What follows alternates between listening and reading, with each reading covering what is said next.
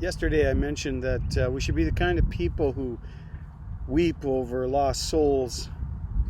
And you know what, to be honest, and I am, there have been seasons in my life where I really lived that out.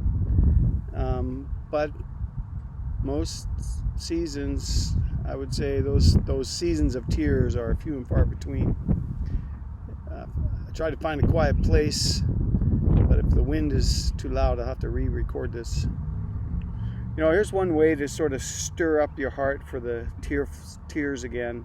Dr. Wilbur Chapman says, take your New Testament, go somewhere quiet, alone, just read a sentence like, he that does not believe is condemned already, John 3:18. And then sit and think about that for like 10 minutes. Just putting that verse over your son or over your daughter or your spouse or somebody that you love, and let it stir you. Let it stir you. And then again, he that hath not the Son has not life, but the wrath of God remains on him. Wow, John 3:36. Think about your coworker, think about your neighbor facing the wrath of God without help, without hope, and yet you stand there with a life preserver even now. Think of that for a little while, and I think it will burden your heart again. You'll start to feel those tears. A most striking example of what it is to have a concern for souls, as it was called in the Great Awakening, is a man named John Harper, who was a Baptist minister in the early 1900s. And he actually went down with the Titanic. Well, I was about to say he was lost on the Titanic. He wasn't lost at all. We know exactly where he went. And he didn't really go down either. He actually, according to his own words, he went up. He went up. But at a conference in Hamilton, Ontario, a man rose up and he gave a testimony.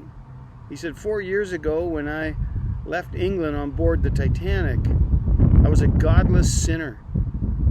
I was in that condition on the night of the terrible catastrophe took place. He says, very soon, with hundreds more, I found myself struggling in the cold waters of the Atlantic. Dark, cold waters. I caught a hold of something and I clung to it for dear life.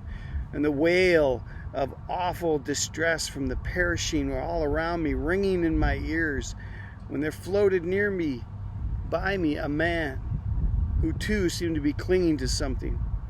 And he called to me and he said, is your soul saved? And I replied, no, it is not. And he said this, he said, believe on the Lord Jesus Christ and you will be saved. And he drifted away. We drifted apart for a few moments, and then we seemed to be driven together again. And again he cried out, is your soul saved? I fear it is not, I replied.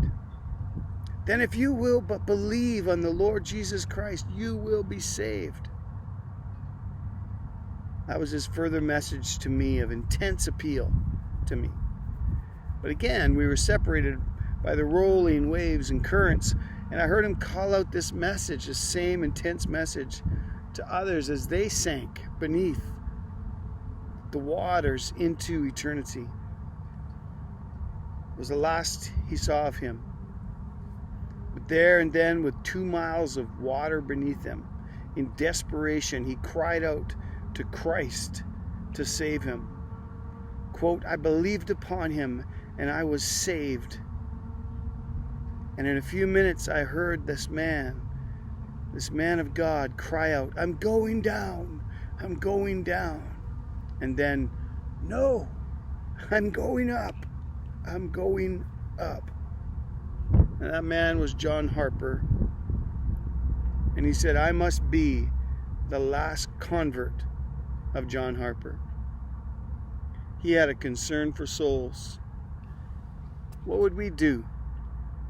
Do we have the same kind of concern for souls as John Harper, or as Paul, as Peter, as any of the the saints of the early church? Do